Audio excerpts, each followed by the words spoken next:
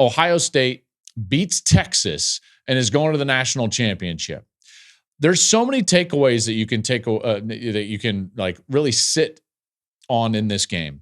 I think that the first one is that Texas played fantastic. They played fantastic in this game, and in so many different ways did what they needed to do to win. And I thought it was going to be a narrow path for Texas, which is exactly why the spread was what it was.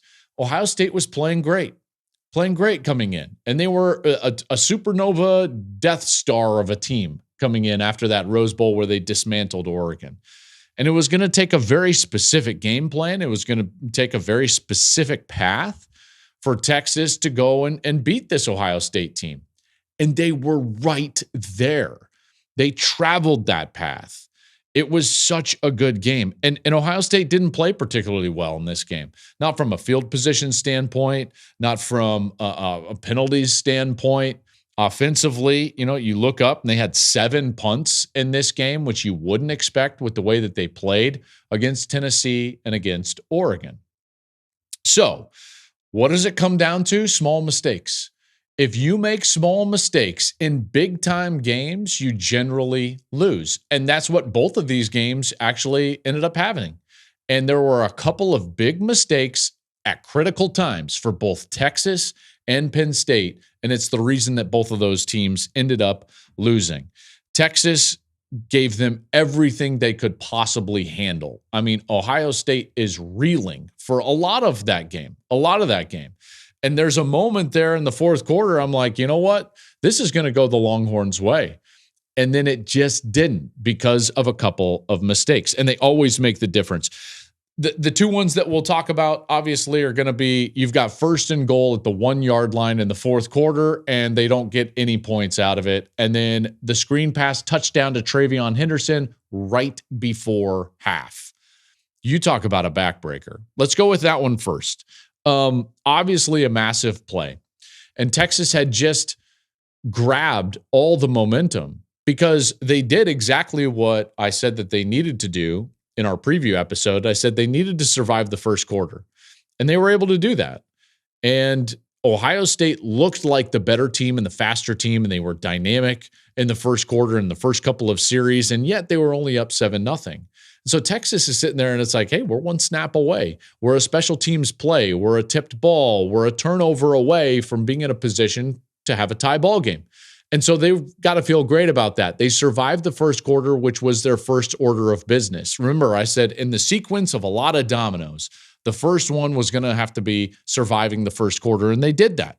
They did that really well. Then they go down and get a score before half, and you're like, okay, here we go. Now we got a game. Ewers is starting to play really well. I thought that the defense was tremendous, in particular in that second quarter, and they score before the half, and they've got to be feeling very good about themselves. And now it's under 30 seconds, and yeah, Ohio State's got a couple of timeouts, but, what do we really expect from them?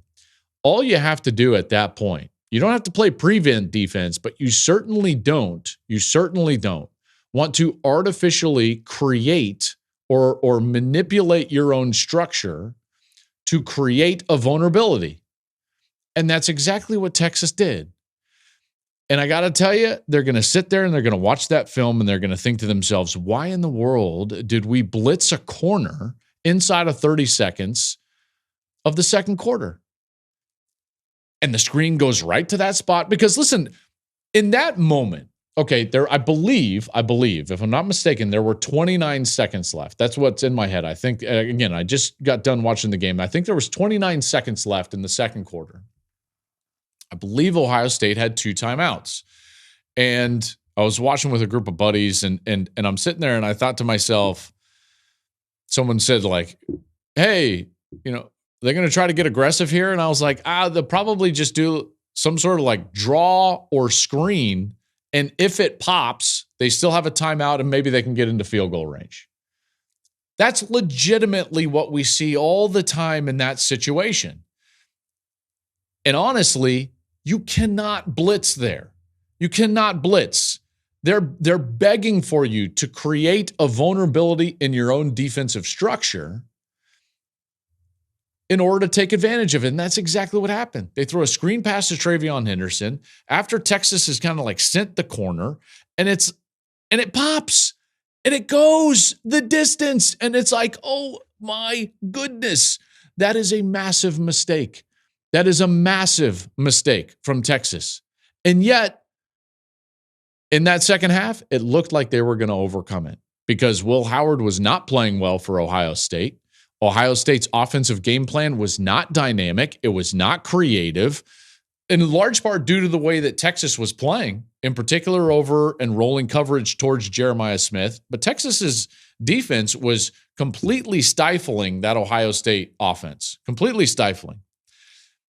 I thought Ohio State was going to drive down and take a 14-0 lead. TreVeyon Henderson's personal foul put them behind the chains. They have to punt. It becomes a bit of a different game at that point in the first half. And then after that, they really didn't do anything offensively.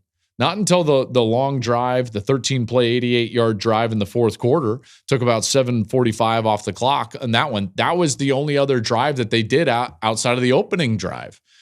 Other than that, it was the screen pass to TreVeyon Henderson and a lot of punts, a lot of straight drop back passing, not much dynamic creativity in terms of getting Will Howard onto the edge, getting the ball out of his hand to the playmakers in space right away. Credit Texas's defense. The plan was tremendous, but man, Ohio State fell right back into that trap that we saw against Michigan for a big portion of this game. That offense for Ohio State looked like the same offense that was playing against Michigan. Drop back pass, first down, let's run it into the line of scrimmage. Then straight drop back pass and trying to throw it down the field, and yet there's nobody open, and Will Howard is trying to manipulate the pocket. It became very stagnant, and that was a credit to Texas. They played tremendous defensively. The defensive line was very good. The secondary was very good. All of that was happening for them. And then obviously you get to that last mistake and we get into the fourth quarter. Ohio State has put together a drive. They finally get to some of the creativity. Now, all of a sudden you're starting to see some of the what I would call like eye candy, which means that you're going to have guys moving in different directions in order to get some of the run game open. You're getting Ibuka the ball in different ways. You're getting Howard out of the pocket. He's checking down the ball to G. Scott. It was a really brilliant play call on the quarterback run on fourth down. So now they go down there and they ended up scoring a touchdown. Okay, so now what does Texas do? They answered. And they were answering all night. Ewers' drive, by the way, to score in the first half, he's flipping the ball out on third down. They're converting on third down. Like, it was really good. And they're starting to do that again. You get some of those play calls, like the little Y hide. That means the tight end on that over route and a bit of a hide route. That was terrific. And they go down there and they're getting it and they're getting chunk plays. And it's like, here we go. We're going to go tie this game up. It's 21-14. Now it's their time. And they get down there, pass interference, first and goal from the 2. First down, pass interference again. First and goal from the 1-yard line. You have to score. You just have to. And yet they're going against what was all year the best goal line defense in college football. Goal line defense in college football for Ohio State has shown its mettle time and time again. They were able to hold Oregon to a field goal in that game, which allowed the offense to go out there and at least have a chance late, even though they ended up losing the game. Fourth down stop after a first and goal against Nebraska and a 3-point win at home. The more famous one in Happy Valley, Penn State, first and goal. They stuffed them 4 straight times and then end the game with the offense on the field, running the football out from inside the 5-yard line. That's the backdrop that you have to watch this series of downs within your head. Okay? And the reason is because the game plan is built based on the film. The offensive game plan is always built based on the film. Steve Sarkisian and the Texas coaching staff built that offensive game plan with those plays in mind. The fact that Oregon could not run the football between the tackles and score a touchdown. Nebraska could not run the football between the tackles and score a touchdown. Penn State could not run the football between the tackles and score a touchdown. So the game plan inside the 5, you could tell, had slants. They had maybe a run inside or something, and then let's get on the perimeter. Let's try to outflank that defense that is clearly strong in the middle. So they get first and goal from the 1-yard line. The first thing they try to do is just run it right downhill and get downhill at them. And here we go. And bam, they run into a wall. And boy, that looked a lot like the same plays that Oregon ran and Nebraska ran and Penn State ran.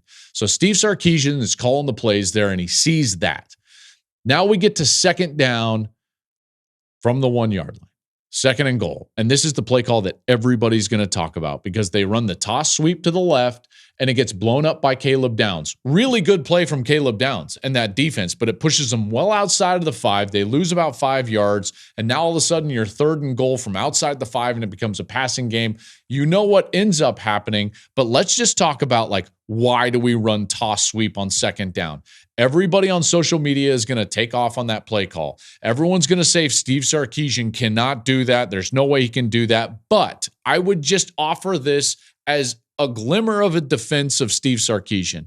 The game plan is built based on the film that he's watched. The film that he has watched suggests that he cannot run the football between the tackles and score against Ohio State. That's what it suggests. In particular, in big moments, Oregon and Penn State more specifically, and certainly on a fourth down, Nebraska falls into that category. So he tries it on first down, and there's nothing there. So on second down, with that in mind, I understand the toss sweep. Having said that, as a player that got these play calls signaled into him and had to give them in the huddle, I despise toss sweep in short yardage situations. Despise it. It's like being in the shotgun in these situations. The ball goes 5 yards backwards intentionally. Okay, so a play call that has an opportunity to lose that many yards in that situation, that's a tough pill to swallow. It's the fourth quarter. You may not get another possession. If that's a first quarter possession inside the 5 and they run toss sweep, it's I can kind of understand it. But boy, in that situation, he should have learned the lesson from what Ohio State did earlier in the game. When Ohio State on third down and short tossed it to Quinshon Judkins and he couldn't get it. So they ran the exact same play that then Texas was going to try inside the 5. Do I like it? No. Do I understand why it was in the game plan? Absolutely. Absolutely. You've got to understand the history of what the film he was watching building that game plan. And the film suggested that he might need to get on the outside. Now, Downs blows it up, partly because he's got no responsibilities there. He's kind of a free player, a free hat in the defense, if you want to call it that. And he gets right between the blockers and he does what he has done all season long, which is blow up run plays. This guy plays downhill through the alley meaning kind of inside out, filling from that safety position as well as anybody. I've talked about the fact that he reminds me a lot of Troy Polamalu. That play reminds me of Troy Polamalu. So now it's third down. You get an incompletion because Jack Sawyer tips a ball, and now it's fourth down, game on the line. Here we go. What do we get on fourth down? Jack Sawyer. Captain Jack shows up. My goodness. I thought the play he made against Michigan when he intercepted Davis Warren at the goal line was going to be an epic moment. Now, it didn't live in infamy and won't live in infamy because they didn't win the game. So now he finally gets his moment. He almost had it against Michigan, doesn't get it, and now he gets it against Texas in the semifinal. That was an incredible pass rush from Jack Sawyer. Incredible pass rush. Beautiful hands, knocks the hands down, and he is chasing after and just beeline for Quinn Ewers. And not only does he knock the ball loose, but he scoops it up and he runs for a touchdown. That is a play that nobody will forget in Columbus for a long time. And no one's going to forget that play in all of college football. And they were roommates. And they were roommates. They were roommates.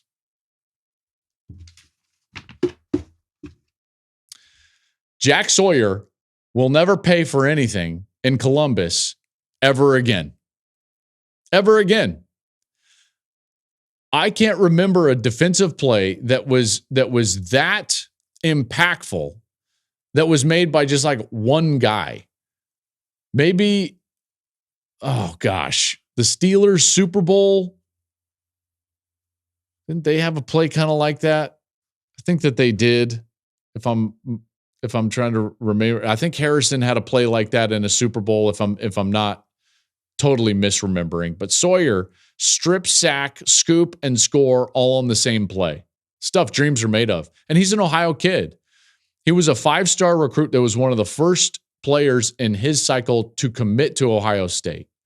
And then even through COVID, when he's losing his senior season of high school football to COVID, he kept that class intact. He was as big of a recruiting piece for that class as Ryan Day was. They'll all tell you that. When you go into their building, they talk about Jack Sawyer with such reverence, with the leadership that he had and the effort that he has. And all year, he was fast early in the year. He's had a terrific season. And there is not a bigger play that he might ever make in his life than the one he made tonight against Texas. That was incredible. I've met Jack several times. He's a great human. He's a great player. I was happy for him. Because that's the type of play, man, I tell you, that like forever and ever. He's going to be an old man, and people are going to still come up to him and talk about that play in the Cotton Bowl against Texas, and they were roommates. That's why they ran toss sweep. Sawyer's the beneficiary, and that's a huge mistake. Now, the one thing moving forward for this Ohio State team that I would say is like that blueprint is there of how to slow down the offense. Now, in part, it's also what they choose to do. I said that when I was on the call against Michigan, and I'm saying it again tonight about this game against Texas. When they have a lack of creativity, when they're just running the football into the middle of the line of scrimmage on first down, and they don't have some of that eye candy of going horizontal or getting the ball out of Will Howard's hands quickly and in space to the athletes, they can struggle because they're not a great running team. They're not a great drop back passing team, but man, they're dynamic when they're in rhythm and they're being creative with their play calls and with their movement. When they're being aggressive in that area, they're really tough to stop. And that's when Will Howard's at his best. He's not a great drop back pocket passer, I would say. And I think that showed up tonight against Texas in what is an excellent secondary. But he's going to see an excellent secondary against Notre Dame as well. So this is a blueprint that Notre Dame is going to have to hope resurfaces in terms of the way Ohio State wants to play and what Notre Dame can potentially do against them, and specifically doubling Jeremiah Smith, which I think was brilliant from the Texas standpoint. Okay, now just quick to recap for Texas. What a year for Texas. It really was. Sark is not going anywhere. This program is not going anywhere. That is 2 straight trips to the national semifinal. They lose to Washington last year in a tight ball game, ball late inside the 10-yard line. Ball late inside the 10-yard line in this ball game. They lose it in the national semifinal. It looks like they've got Arch moving forward. There's been reports that now Quinn Ewers is talking about the NFL and not in the transfer portal. We'll see what his future is made of. This program is going to be just fine. They, in a lot of ways, put themselves at the top echelon of the SEC. I know they didn't win the SEC, but they're right there. They're right there in their first year, and I don't see them taking any steps backwards in the SEC anytime soon. Thank you for watching the Joel Klatt Show YouTube channel. And if you liked this clip, make sure to like it and subscribe to the channel, and you can stay up to date on all of my college football coverage.